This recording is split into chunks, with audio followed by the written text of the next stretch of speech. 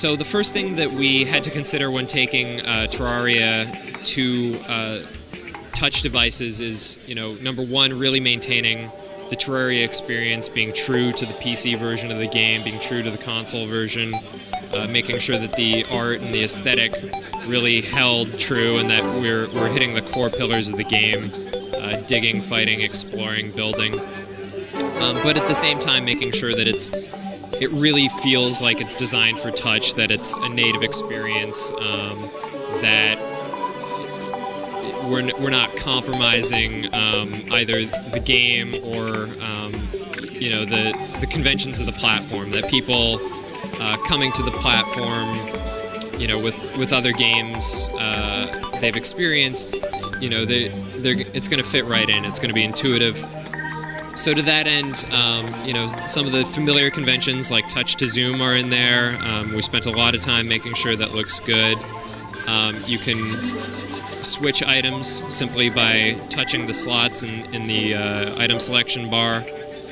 We have a floating control stick in the lower left here that is very straightforward. It centers on the initial touch point, and then from there you can control your character. You may notice that you have an auto jump feature, which we kind of took inspiration from Minecraft Pocket Edition. Really helps for navigation, really kind of reads the intention of the user, making sure that they can get around and navigate without getting caught on geometry. That said, another major addition to Terraria on iOS is having up drive jumping rather than having a separate jump button.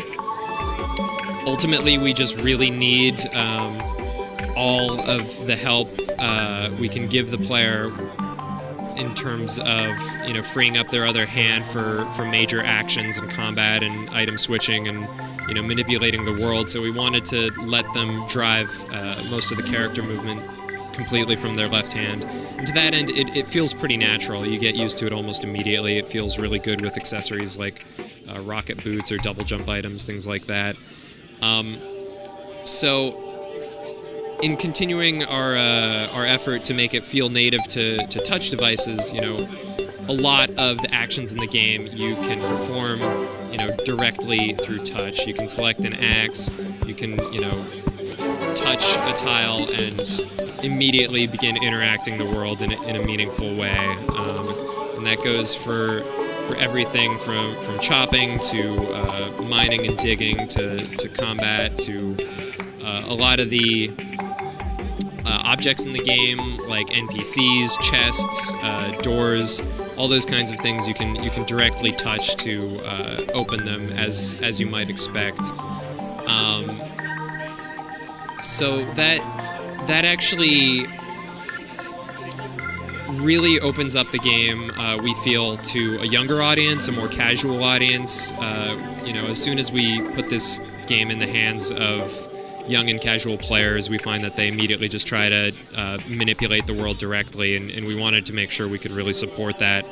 But for more advanced players who are going to be playing for more than 5 or 10 minutes at a time, who might sit down on their couch with their iPad and want a longer play session, we are really taking the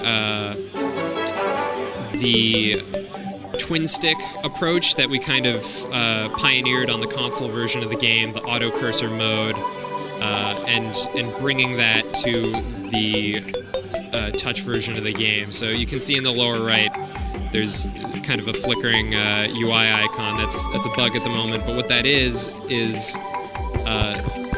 basically the right-hand control stick.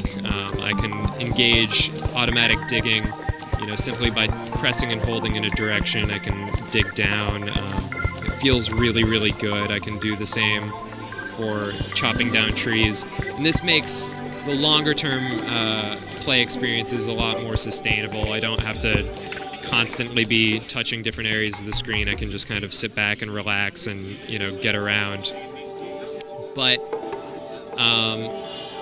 that said, there's a lot of things like building still feels very good. We're experimenting with it all the time to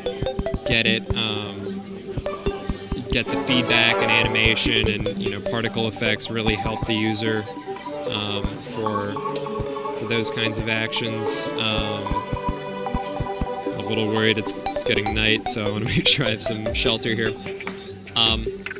The health display, mana, breath, all those things we've kind of had to tweak to make sure that they're as prominent as possible, but also communicate as much information as we can in the most simple way we can to the user, while still being true to the PC version, the aesthetic that we've kind of established there with the RPG conventions. Another really major change to the iOS version of the game is the inventory menus, which, you know, in the PC it's all driven with mouse, and in the console version of the game it's a lot of using shoulder buttons to switch between tabs, and then, you know, using the thumbstick to pick up and drop items.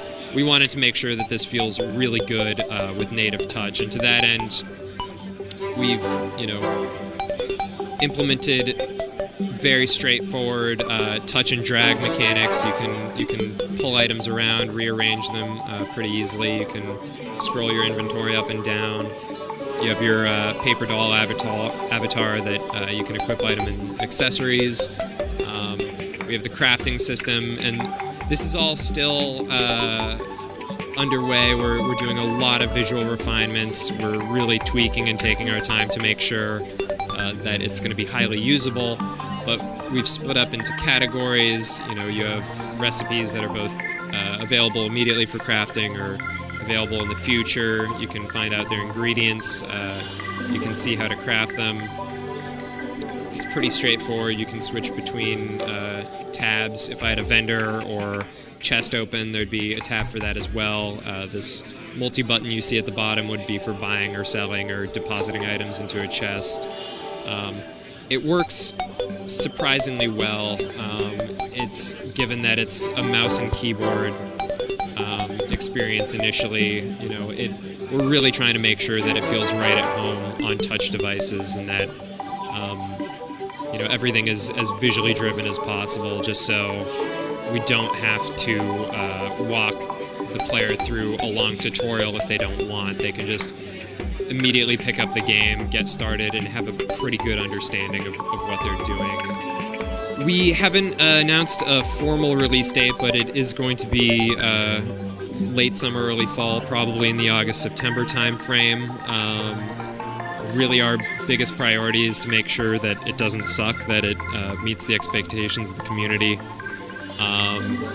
You know, we'll be announcing a little bit closer to then, but you can definitely look forward to it on both iPad and iPhone, and a couple months past that on Android and Windows Phone as well.